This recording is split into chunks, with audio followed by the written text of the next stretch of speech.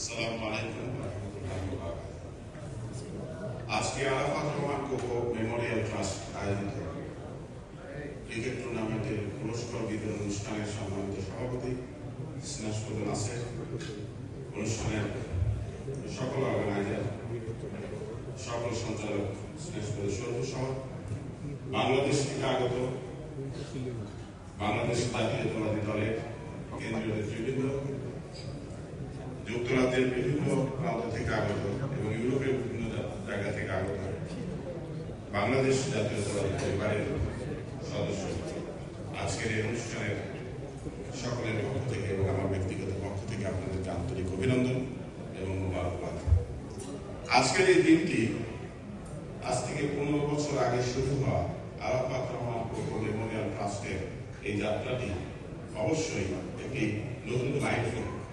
কারণ যাত্রাটি যখন শুরু হয়েছিল তখন একটি ফ্যাসিস্ট রেজিমের মধ্য দিয়ে বাংলাদেশ পাড়ি দিচ্ছিল। সেই প্রক্রিয়ার আজকে সাময়িক পরিসমাপ্তি হয়েছে, যেহেতু নির্বাচনের দাবিতে আন্দোলনটি এখনো বিএনপির চলমান। কিন্তু ফ্যাসিস্ট রেজিম পরবর্তীতে আজকের এই আয়োজন, আজকের এই পুরস্কার বিতরণী আমাদের জন্য অত্যন্ত আনন্দের। কিন্তু এই আনন্দের মাঝেও আমরা স্মরণ করতে চাই মরহুম আরাফাত রহমান কোকোর স্মৃতি।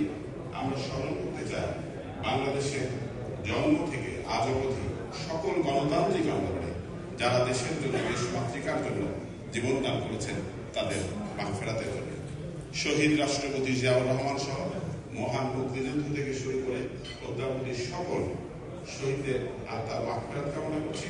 আল্লাহ রাব্বুল আলামিন আজকে আপনারা যারা উপস্থিত হয়েছেন তাদের সকলের দীর্ঘ নেক হায়াত দান করুন। আল্লাহ রাব্বুল আলামিন দেশনেত্রী বেগম খালেদা জিয়াকে হায়াতে তাইবা নেক হায়াত দান করুন। আমিন।